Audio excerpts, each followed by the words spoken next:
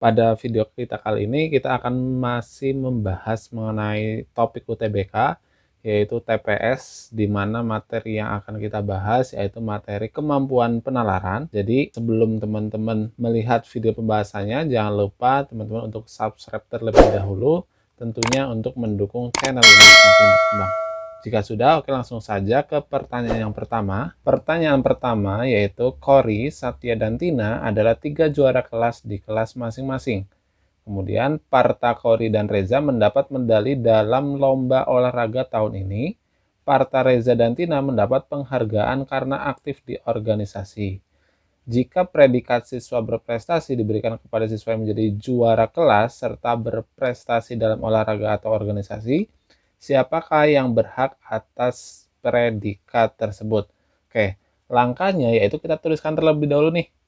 Nama siswanya itu kan ada Kori, kemudian ada Satya, kemudian ada Tina, kemudian ada Parta, kemudian ada Reza. Nah, kemudian di sini ada keterangan bahwa dia itu harus juara kelas, kemudian dia itu harus berprestasi, ada prestasi, dan yang terakhir itu ada organisasi. Nah, sekarang pada pernyataan yang pertama disebutkan bahwa Kori, Satya, dan Tina itu adalah juara. Jadi kita keterangan checklist nih, Kori, Satya, dan Tina. Kemudian Parta, Kori, dan Reza mendapat medali olahraga, berarti prestasi. Siapa aja nih? Parta, Kori, dan Reza. Kemudian Parta, Reza, dan Tina, Parta, Reza, dan Tina, mereka itu aktif organisasi.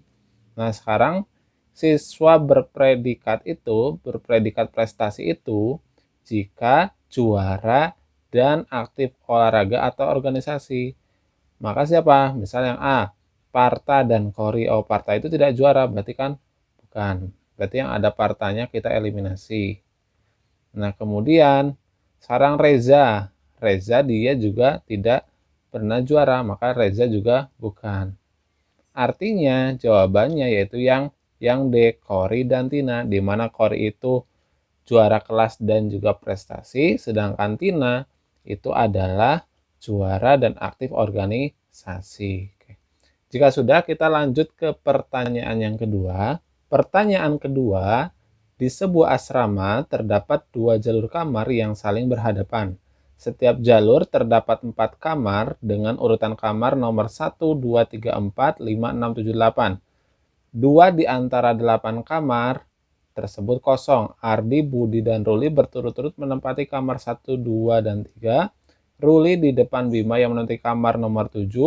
Kamar Bima berada di antara kamar Abdi dan kamar kosong.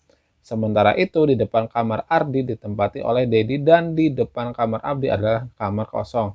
Yang ditanyakan kamar nomor berapakah yang kosong? Nah, sekarang kita buat terlebih dahulu di sini bahwa ada kamar yang saling berhadapan pada lajur yang sama. Nah, kita perhatikan, kita buat sebuah lajur ya. Kemudian kita nomor ini, misal ini kamar nomor 1, ini 2, ini kamar 3, ini nomor 4. Kemudian depannya itu kamar nomor 5, 6, 7, dan 8. Nah, sekarang perhatikan yang diketahui apa? Pertama, diketahui bahwa Ardi, Budi, dan Ruli itu berturut-turut menempati kamar 1, 2, dan 3. Berarti kita sudah bisa meletakkan nih Ardi, Budi, dan juga Ruli. Nah, setelah itu Ruli di depan Bima yang menempati kamar nomor 7. Oke, berarti Bima itu di kamar nomor 7. Di sini Bima ya. Nah, kemudian kamar Bima berada di antara kamar Abdi dan kamar kosong. Oke, berarti yang ini belum bisa kita tentukan ya. Kamar Abdinya belum bisa kita tentukan. Kemudian sementara itu di depan kamar Ardi ditempati oleh Dedi. Ini Dedi di sini. Ya. Kemudian, dan di depan kamar Abdi adalah kamar kosong. Nah, Abdi itu di sebelah kamarnya Bima, berarti Abdi itu di sini nih. Nah, makanya kamar kosongnya yang mana? Kamar kosongnya itu adalah kamar nomor 4 dan juga kamar nomor 6. Maka jawabannya itu adalah yang E. Nah, jika sudah, kita lanjut ke pertanyaan berikutnya. Pertanyaan nomor 3, pada suatu perlombaan balap kuda, diketahui 5 posisi kuda saat finish balapan adalah sebagai berikut. Posisi kuda Cleo berada di depan kuda Ero. Nah, sekarang berarti kita bisa membuat sebuah garis terlebih dahulu, di mana garis tersebut ini buat menunjukkan finishnya sebelah mana. Misal finishnya sebelah sini ya. Nah, sekarang diketahui bahwa Cleo itu berada di depan Ero. Maka kita singkat aja. Di sini ada Ero, itu di sini ada Cleo. Nah, kemudian akan tetapi kuda Cleo menyentuh garis finish setelah kuda Atom. Artinya apa? Artinya kuda Atom terlebih dahulu. Maka di sini Cleo, di sini Atom ya. Ini pernyataan kedua. Kemudian kuda Delta berhasil mengalahkan kuda Atom. Artinya apa? Artinya Atom itu dia setelah Delta. Kemudian yang terakhir, tetapi mencapai garis finish setelah kuda Barney. Artinya kuda Barney itu dia mencapai garis finish duluan sebelum kudanya Delta. Nah, yang ditanyakan apa?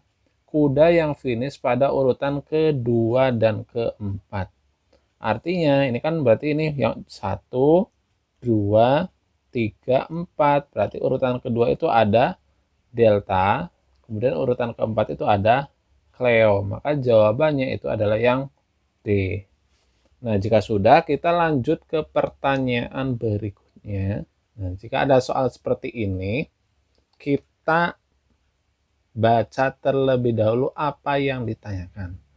Nah, jika seorang siswa tidak ingin memilih topik K dan R, topik makalah yang dapat ia kerjakan adalah, oke, sekarang kita baru baca pernyataan yang tersedia. Bu Guru memberikan kebebasan kepada para siswa untuk membuat 4 makalah dari topik yang berbeda di bawah ini dengan persyaratan yang diberikan, yaitu di sini siswa memilih 4 topik antara J, K, L, M.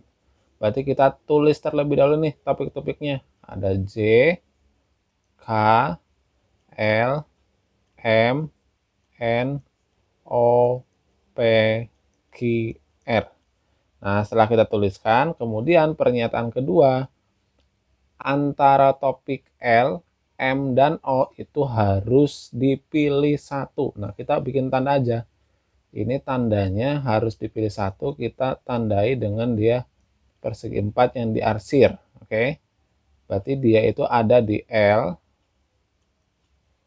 kemudian ada di M, kemudian ada di O. Nah, setelah itu, topik N dan J harus dipilih bersama. Oke, N dan J kita simbolkan dengan segitiga misalkan. Biar mudah. N dan J, berarti ini N dan J. Nah, kemudian topik P dan K harus bersama O. P dan K, misalkan kita ini kasih tanda X. P dan K itu dia harus bersama O. Berarti O-nya kita kasih tanda kayak gini. Biar O itu wajib dipilih kalau memilih P dan K. Kemudian topik Q itu harus bersama L. Nah, kita kasih tanda lagi nih. Nah, segitiga lagi. Topik Q itu dia harus bersama L. Nah, sekarang kemungkinannya jika seorang siswa tidak ingin memilih topik K dan R, berarti K dan R itu dia tidak dipilih nih. K ini nggak dipilih, dan R ini juga nggak dipilih. Berarti gimana nih? Sekarang perhatikan, yang A itu dia memilih pilihan topiknya yaitu J, L, N, Q.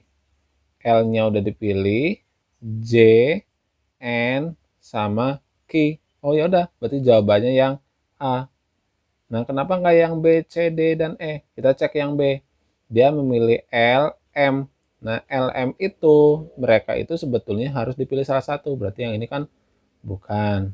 Kemudian yang C, kenapa dia bukan? Sekarang coba perhatikan.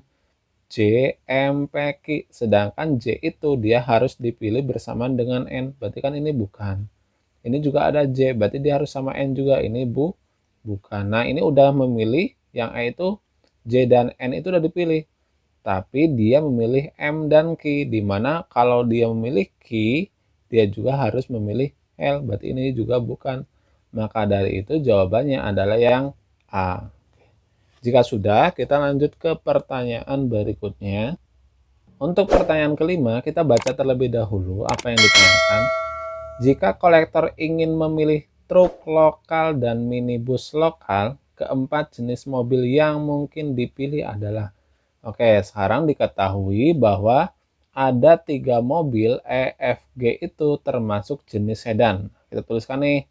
Jadi ada mobil sedan, yaitu sedannya itu EFG. Kemudian di sini ada jenis truk, truknya itu HIJK. Jadi kita tuliskan HIJK. Kemudian ada jenis minibus. Nah, minibusnya itu LMN.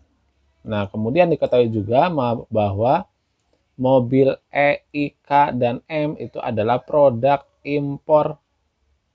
Kita lingkari aja yang produk impor ya. E, I, K, dan M. Nah, ini produk impor. Nah, sedangkan sisanya itu produk lokal. Berarti yang tidak dilingkari ini adalah produk lokal. Nah, setelah kita mendata sedan, truk, dan minibusnya, sekarang pernyataan yang pertama itu bahwa hanya ada satu produk impor yang dipilih.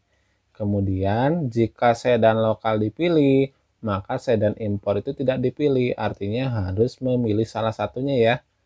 Kemudian, jika minibus impor dipilih, truk lokal itu harus dipilih. Artinya bahwa jika memilih M, itu H dan J itu wajib dipilih salah satunya.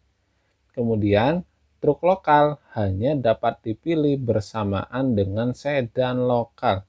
Jadi, H dan J itu dia dapat dipilih jika bersamaan dengan F dan G. Oke, sekarang perhatikan pernyataan option yang A. Dia memilih EHMN. Sekarang perhatikan bahwa E dan M itu mereka keduanya impor. Sedangkan di pernyataan yang pertama itu hanya ada satu produk impor. Berarti ini tidak memenuhi. Kemudian yang kedua, EJLN. E itu adalah sedan impor ya. J itu adalah truk lokal. L itu adalah minibus lokal. Dan N itu adalah minibus lokal. Berarti dia juga tidak memenuhi. Ya. Karena apa? Karena di sini kalau dia memilih truk lokal, itu dia juga harus memilih sedan lokal. Di sini tidak ada sedan lokalnya. Nah, kemudian yang C, ini F, G, ini sedan kedua-duanya, H, dan N. Nah, dia juga tidak memenuhi. Sekarang yang D, F, H, J, E. F itu adalah sedan lokal, H itu adalah truk lokal, J itu adalah truk lokal, dan E itu adalah sedan impor. Wah, ini nggak boleh, sedan itu harus dipilih salah satu, berarti ini bukan. Otomatis jawabannya itu adalah yang E, yaitu GJMN. Kita coba cek GJMN. G itu adalah sedan lokal, J itu adalah truk lokal, memenuhi yang keempat ya. Kemudian M itu adalah minibus impor. Di sini karena harus satu yang impor. Kemudian N itu adalah minibus lokal. Berarti kita peroleh jawabannya adalah E. Oke teman-teman, semoga video pembahasan kita mengenai kemampuan penalaran kali ini bermanfaat. Tentunya teman-teman jangan lupa untuk share video ini dan jangan lupa untuk subscribe videonya. Tentunya untuk mendukung channel ini semakin berkembang dan terima kasih